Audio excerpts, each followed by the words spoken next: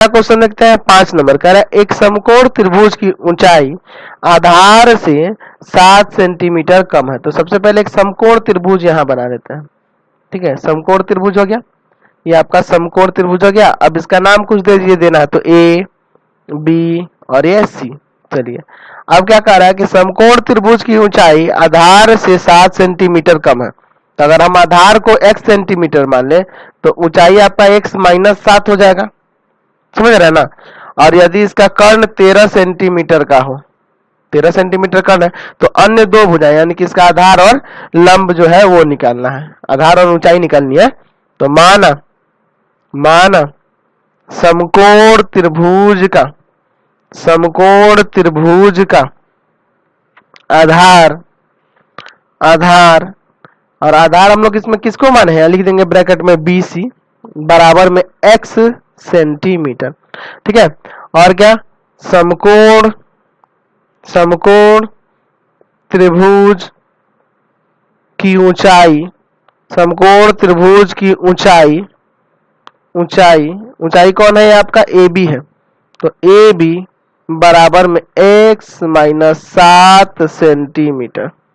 ठीक है, और कर्ण जो है समकोण त्रिभुज का कर्ण, समकोण त्रिभुज का कर्ण कौन है, AC है। तो ये कितना दिया हुआ क्वेश्चन में, ये 13 सेंटीमीटर पहले से ही दिया हुआ है, समझ गया। तो अब क्या करेंगे यहाँ पे, तो लिखेंगे त्रिभुज ABC में आपको पहले से ही पता है कि AB square plus BC square बराबर होता है AC स्क्वायर, पाइथागोरस प्रमेय से, पाइथागोरस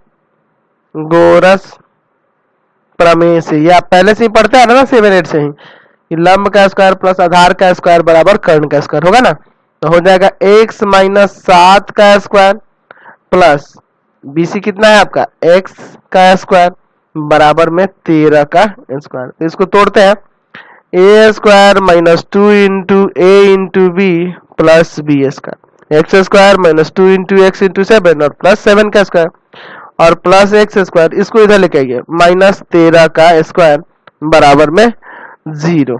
ठीक है, एक्स स्क्वायर माइनस का 14x प्लस का 7 का स्क्वायर 49 प्लस का एक्स स्क्वायर और यहाँ 169 इतना आएगा। एक्स स्क्वायर कितना हो जाएगा 2x स्क्वायर माइनस का 14x, और ये देखिए इसमें से इसको घटा देंगे ना, तो घटाइएगा तो माइनस का 120 बराबर में 0। यहाँ से 2 कॉमन है क्या, तो चलिए 2 कॉमन कर लेते हैं। तो बच जाएगा एक्स स्क्वायर माइनस का 7x और माइनस का 60 बराबर में 0। ये 0 2 जाके उधर 0 में भाग कर देगा तो 0 हो जाएगा, बच जाएगा एक्स स्क्वायर माइनस का 7x माइनस का 60 बराबर में 0। ठीक है इतना। तो चलिए इसका आप गुणनखंड कर देते हैं, यहाँ गुणनखंड करिएगा तो एक्स स्क्वायर आपको माइनस 60x स्क्वायर लाना है ना, इसको तोड़ के, तो माइनस का 12x और प्लस का 5x, देखिए घटेगा तो माइनस का 7 और गुना होगा तो माइनस का 60x स्क्वायर नहीं आ जाएगा।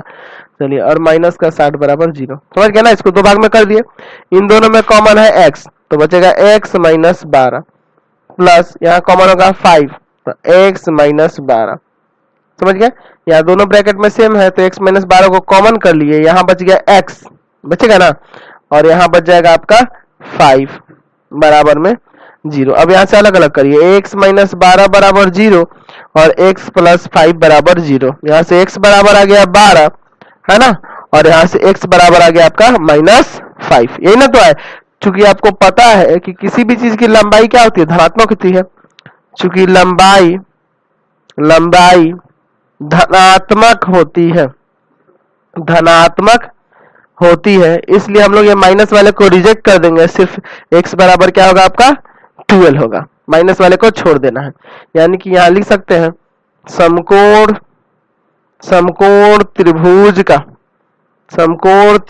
का आधार कितना था, x था ना, यानी कि 12 आ गया, 12 सेंटीमीटर, और समकोण त्रिभुज की ऊंचाई कितना था आपका, x माइनस 7, ये ना था, यानी कि आ जाएगा यहाँ से 12 माइनस 7 यानी कि 5 सेंटीमीटर। तो अन्य दो भुजाएं 12 सेंटीमीटर और 5 सेंटीमीटर हो गई। चलिए अगला